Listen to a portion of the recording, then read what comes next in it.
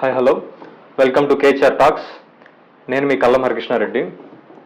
నిజంగా ఇట్లాంటి వీడియో చేయాల్సి వస్తుందని, రాజకీయాల్లో ఉండి ఇలాంటివి కూడా చూడాల్సి వస్తుందని చెప్పేసి నేనైతే అనుకోలేదు. బహుశా నిజంగా ఇలాంటివి ఉంటాయి అని ముందే తెలుసుంటే ఈ రాజకీయాల వైపు వచ్చేవాడిని కాదు. ఈ మాట ఎందుకు అంటున్నానంటే మీకు వీడియో చూపిస్తాను.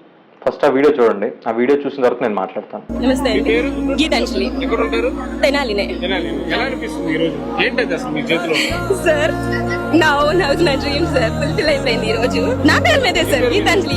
అందుకే నా ఓన్ హౌస్ నా డ్రీమ్ అని చెప్తున్నాను నేను క్లియర్ గా. I felt really so happy sir. నేను అసలు ఎక్స్పెక్ట్ చేయలేదు, పేరు మీద తీసుకుంటానని అసలు అనుకోలేదు.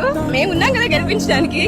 మా కళ నెరవేర్చారు, మేము ఆయన కళ నెరవేరుస్తాం. ఆయన నుంచో పెడతాం, ఆయన గెలిపిస్తాం. It's our dream. ఏం డబ్బులు కట్టలేదు సార్. నేను ఇంకా తీసుకున్నా, యాక్చువల్ గా అమ్మఒడి తీసుకున్నాను, మా మామగారికి పింఛన్ తీసుకున్నాను, మా అత్తగారికి చేయదు పథకం తీసుకున్నాను, ఇప్పుడు నా డ్రీమ్ హౌస్ తీసుకున్నాను. Thank you so much Jagan అన్న. ఇప్పుడు నా ఇద్దరు ఆడపిల్లలు ఉండుంటే జై జగన్ అన్న అని అరిచేవారు, ఇక మొత్తం వినిపించేది. ఇంతమంది హ్యాపీనెస్ తో తీసుకున్నప్పుడు గెలవకుండా ఎలా ఉంటారు సార్?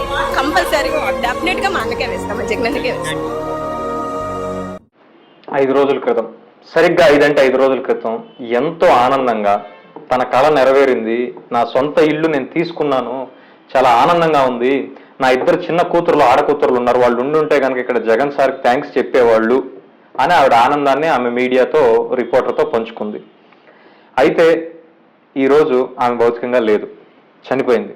అవును, ఏ యాక్సిడెంట్ అయ్యో లేకుంటే ఆరోగ్యం బాగోలేకో కాదు, కేవలం కొన్ని పచ్చ మూకలు, దుర్మార్గులనాలో, దుష్టులనాలో, నరరూప రాక్షసులనాలో నాకు తెలియదు, వాళ్ళ మానసిక పైశాచిక దాడి వలన ఈరోజు ఆమె చనిపోయింది.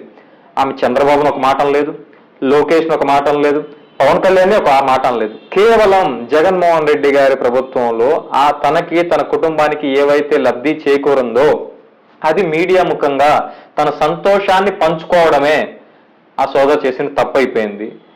ఆ సోదరి మాట్లాడిన విధానానికి ఎవరైతే తెలుగుదేశానికి సంబంధించిన గోండాలనాలో, నరరూప రాక్షసులనాలో ఏమంటున్నారో ఒకసారి వినండి.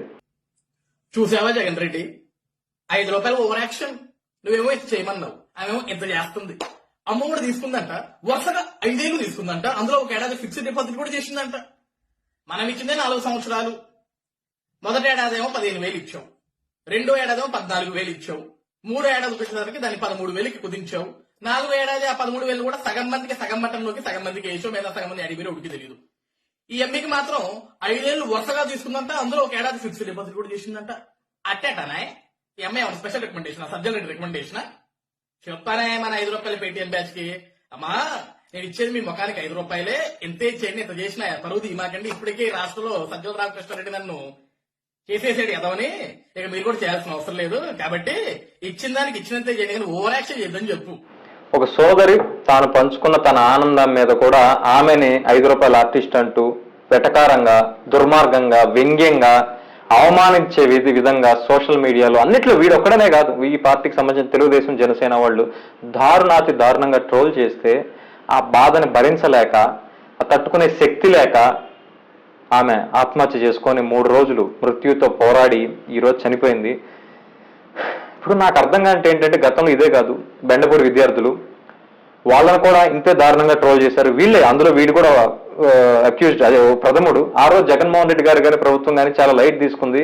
ఆ రోజే వాళ్ళ మీద ఏదైనా యాక్షన్ తీసుకొని ఉండుంటే గనక ఈరోజు ఇలా సోదరి బలయ్యేది కాదేమో నాకు అనిపిస్తుంది. ఎందుకంటే ఆమె చిన్న 2 ఆడపిల్లలంట, ఎన్నో ఏళ్ళ కళ, ఆ కళ ఈరోజు నెరవేరింది. దాన్ని ఆస్వాదించకుండానే అర్ధాంతరంగా తన జీవితాన్ని వదులుకోవాల్సి వచ్చింది. అంటే ఎక్కడ ఉంది లోపం నాకు అర్థం కావట్లా.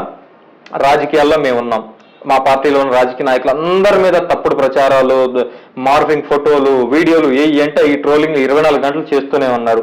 సరే భరించాం, మా ఇళ్లలో వాళ్ళ మీద చేశారు. సామాన్యులు ఏం చేశారు? వాళ్ళే లోకేష్ని తిట్టలేదు, చంద్రబాబుని తిట్టలేదు, పవన్ కళ్యాణ్ తిట్టలేదు, కేవలం మాకు ఈ ప్రభుత్వం ద్వారా లబ్ధి చేకూరిందని చెప్పడం కూడా తప్పేనా? అంటే ఏం చెప్పాలనుకున్నారు? ఈ ప్రభుత్వం వల్ల మాకు లబ్ధి చేకూరిందని ఎవరిని ముందుకు వచ్చి చెప్పకూడదు, చెప్తే వాళ్ళని భయభ్రాంతులు గురి చేస్తామని చెప్తున్నారా? పసిపిల్లలు, బెండపూడి విద్యార్థులు, అమ్మాయి మేఘన, రిష్మ, వాళ్ళు ఎంత దారుణంగా ట్రోల్ చేశారు.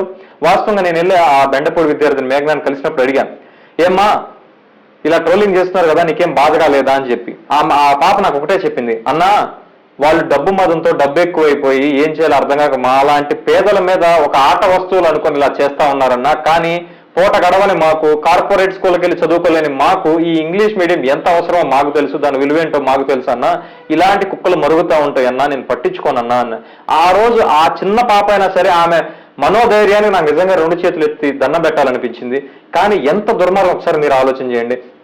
ఈ పార్టీ ఆ పార్టీ అని కాదు, సోషల్ మీడియాలో యాక్టివ్గా ఉంటున్న ప్రతి ఒక్కరిని కూడా నేరుగా నేను అభ్యర్థిస్తున్నాను, ఆలోచించమని అడుగుతున్నాను. ఇప్పుడు మనకి ఎలా అయిపోయిందంటే ట్రోలింగ్ ఒక అస్త్రం అయిపోయింది, ఒక వ్యసనం అయిపోయింది. ఇంక ఎవరున్నా సరే వాళ్ళు ట్రోల్ చేసేయాలి. సరే రాజకీయాల్లో ఉన్న వాళ్ళు అంటారా, ఒక పరిధి మేరకు వాళ్ళు ఆరోపణలు చేస్తారు, వాళ్ళ మీద తిరిగి ఆరోపణలు చేసే విధానంలో అవి ట్రోల్స్ అవ్వచ్చు, వేరే అవ్వచ్చు. కానీ ఏ సంబంధం లేని సామాన్యుల మీద ఎందుకు ఇలాంటి దారుణమైన దుర్మార్గమైన చర్యలు దిగుతున్నాం? ఇప్పుడు ఎంత బాధపడితే ఆ సోదరు తిరిగి వస్తుంది. ఇద్దరు చిన్న చిన్న ఆడబిడ్డలు 1st క్లాస్ 2nd క్లాస్ చదువుతున్నారంట, వాళ్ళు అనాథలైపోయారు. వాళ్ళకి ఎవరు సమాధానం?